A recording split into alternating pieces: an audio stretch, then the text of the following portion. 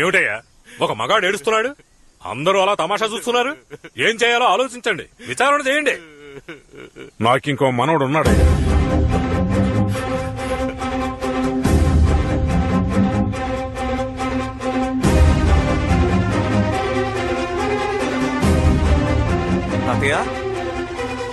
అవునరా, నాకింకో మనవడు ఉన్నాడు, మనవడు ఉన్నాడు, కానీ వాడు వీడు కాదు. విన్నారా అంతా విన్నారా? నిన్నటి వరకు అలా ఎవరూ లేరు అని చెప్పిన వాడు ఈ రోజు ఇంకో మనవడు ఉన్నాడు అంటున్నాడు. నేనెందుకు మూడో మనవడు కాకూడదు? ఇట్రా. ఎందుకు చెప్తాను రారా. నిన్నరా పిలిచేది, రారా. రారా. మా బామ్మ తెలుసా, తాత తెలుసా అని అడిగావే, నీ గురించి ఇప్పుడు చెప్తాను విను.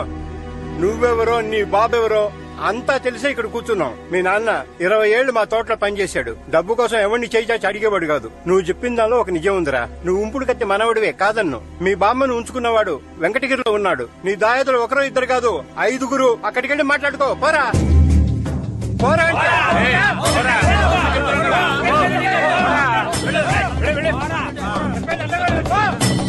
రాజశేఖరం, ఉయ్యూరు పంచాయతీలో తుండు వేసి దాటమంటే నువ్వు దాటలేదు.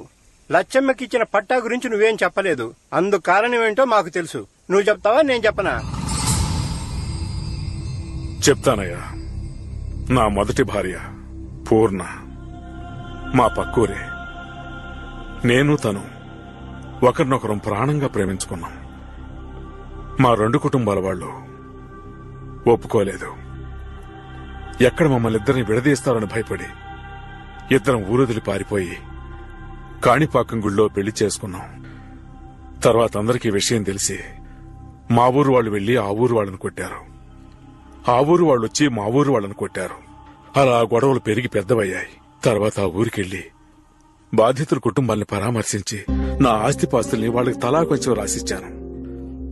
ఆ విధంగా ఆస్తి తీసుకున్న వాళ్ళల్లో ఒక ఆవిడే సిరిపురం లక్ష్మి.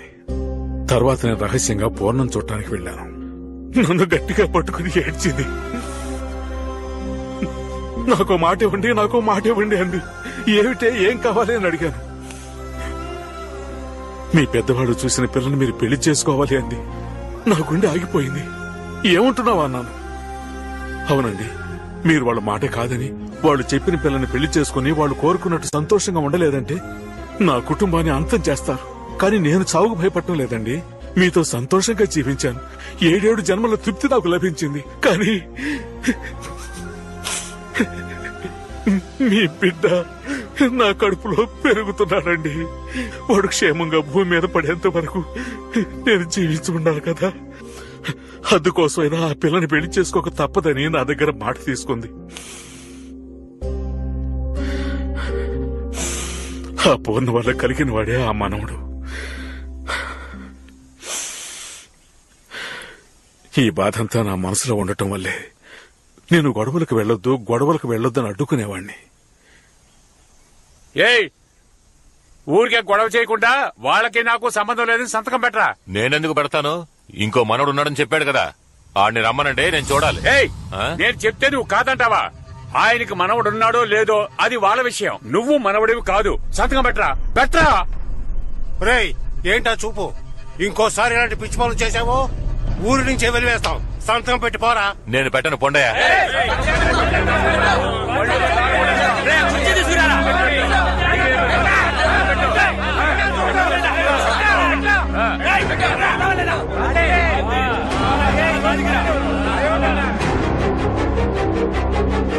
పోరా.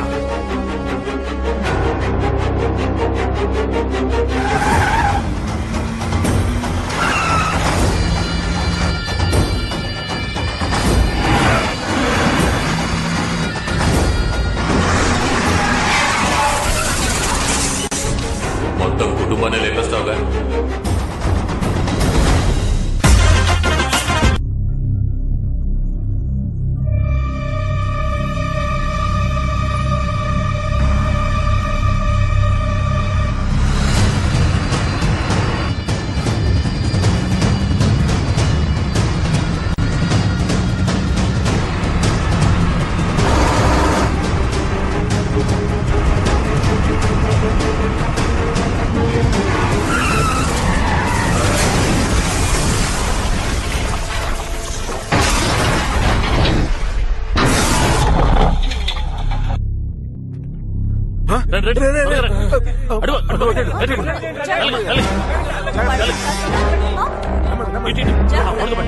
మంచిగా పడండి.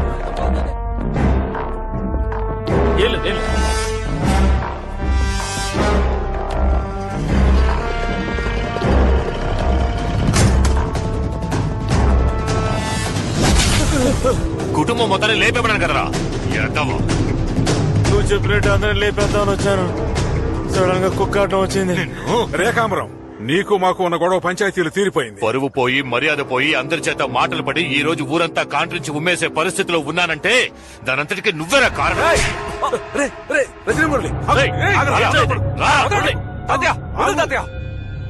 వద్దురా, పారిపో. ఏంటి పారిపోవాలా? మీ అందరినీ నా చేతులతో నరికి ఈ ఏటి మట్టి కింద పూర్తి చేసిన తర్వాతే వెళతాన్రా. రేయ్ వద్దురా. ఏం చేస్తావయ్యా? ఏం చేస్తావు? నా మనవణ్ణి దెబ్బలాటకు వెళ్ళొద్దని చెప్పాను గాని దెబ్బలు తిని కూర్చోమలేదు.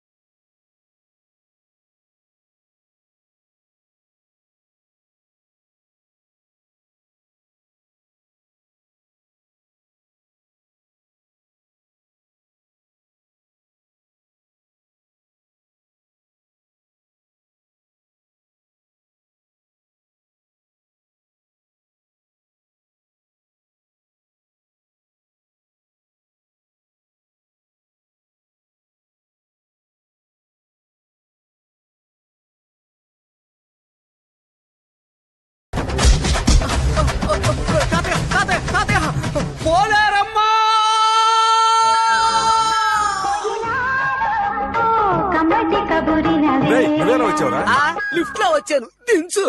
తాతయ్య, ఎముకల్ని నవలడం లేదా విరవడం నీకు ఇంకేమీ తెలీదా? పోరా.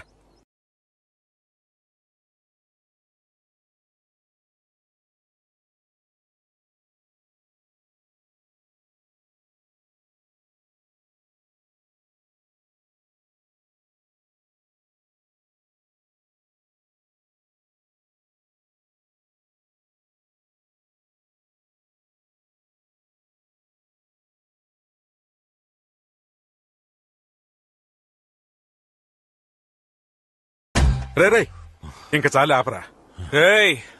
కొట్టడం తెలియక కాదు, కొట్టకూడదనే ఊరుకున్నాం. మా ఒంట్లో ఉన్న ఒక్కొక్క చుక్క రక్త బొట్లోనూ ఇంకా పౌరుషం అలాగే ఉందిరా. దాన్ని రెచ్చగొట్టకు. నువ్విచ్చిన ₹1,00,000 వసూలు చేసుకోవడానికే కదా ఈ అడ్డమైన నాటకాలు ఆడావు. శశాంకిట్రా, అందులో నుంచి ₹1,00,000 తీసు. ఇదిగో తీసుకో, తీసుకోరా. తిన్న చాలేదా సార్? అది నేనే రోజు చేజాతి తీసుకున్నానని రే అన్నా తీసుకోరా. సరే అన్నా.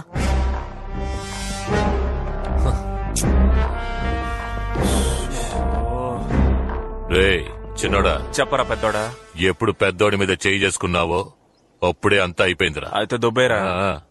వెళ్తాన్రా. అనా దెబ్బకి భయపడి డబ్బు ఇచ్చేశారు కదా, మన దగ్గర వాళ్ళ ఆటలు సాగవనా? మన కుర్రాడు అద్దరు కొట్టేశారు కదా.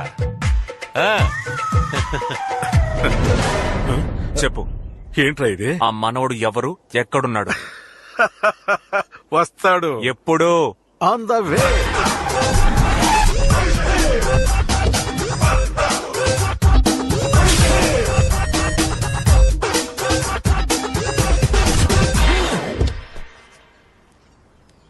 బిల్డప్ ఉంటేనే గురువు గారు దిగొస్తారట, ఇది చదవండి. గురువు గారా? అసలు ఎవర్రా వాడు? అమెరికాలో అసోసియేషన్ బ్రాంచ్ స్టార్ట్ చేసి మాతృదేశానికి తిరిగి వచ్చిన మన కృష్ణాపురం సింహ. కదూ, you are the boss Balayya కదూ. 2 దేశాల మహారాజులు మీట్ అయ్యారు. రే, నిన్ను ఎక్కడో చూసినట్టుందే. పోయిన సినిమాలో చూసుంటావులే. My name is waste. Kodandam మనోడేలే. Go back. బ్రో, కనకదుర్గం గుడికి వచ్చిన వాళ్ళని బతిమాలి తీసుకొచ్చుంటాడు. ఏంటి తలో ₹100? ఎస్. ఇంకేంటి తాతయ్య, ఎందుకు నన్ను రమ్మన్నారు? మరేం లేదురా, ఈ ఇల్లు అమ్మేసామంటే ఈ రజనీ మురళికి వాటా ఇచ్చి వాడిని ఏదో విధంగా సెటిల్ చేద్దామని చూస్తున్నాం. అవునవును, అందరూ సంతకాలు పెట్టేశారు. నువ్వు ఒక సంతకం పెట్టి బయలుదేరు. రే అలా చించి పారేస్తావేంట్రా? నేను ఎప్పుడు ఇల్లు అమ్మేది, ఎప్పుడు లైఫ్ లో సెటిల్ అయ్యేది. అవును, నేను ఇంటి నమ్మి 5 లక్షలు పెట్టాను. అదే ఎప్పుడు తీసుకున్నది? నేను చెప్పేది వినండి. మన ఊరు కంటే చిన్నది లండన్. అక్కడ ఇంకా ఎన్నో పురాతన భవనాలు కాపాడుకుంటున్నారు. కానీ మీరేమో ఇంత గొప్ప ఇంటిని అమ్మేస్తానంటున్నారు. దీన్ని ఇప్పుడు అమ్మేయచ్చు. కొనగలమా? క్యాష్ ఉన్నా కట్టగలమా? మా తాత ఎంతో కష్టపడి కట్టిన ఇల్లు అయ్యా ఇది. బర్మా నుంచి కలప, కొవ్వూరు నుంచి ఇసుక, రాజస్థాన్ నుంచి రాళ్లు, కృష్ణానది నుంచి నీళ్లు తెచ్చి కట్టిన ఇల్లు అయ్యా ఇది. దీన్ని అమ్మేస్తే కొన్నోళ్ళు ఏం చేస్తారు? కూల్ చేసి అపార్ట్మెంట్ అంటూ పిచ్చి గుళ్ళు కడతారు. లేదంటే ఈ తెల్లవాళ్ళు ఉండడానికి స్టార్ హోటల్ కడతారు. దానికి రజనీ మురళిని పాటన చేస్తారు. బాబు నీ పేరేంటమా? వీణందులో సర్వర్ని చేస్తారు. చూడరా, ఇవన్నీ నేను మీకు ఎందుకు చెప్తున్నాను? నేనేమైనా ఈ ఆస్తి నొక్కేయడం కోసం చెప్తున్నానా? నేను మాట్లాడుతుంది ఇదిగో ఈ చిన్న పిల్లల కోసం, నా మేనత్త కూతురు కోసం, మా తాతయ్య కోసం, రాబోయే తరాల కోసం అయ్యా. అన్న ఈ సోడా తాగన్నా. ఏంటి రజనీ మురళి, డన్నే కదా? Triple done.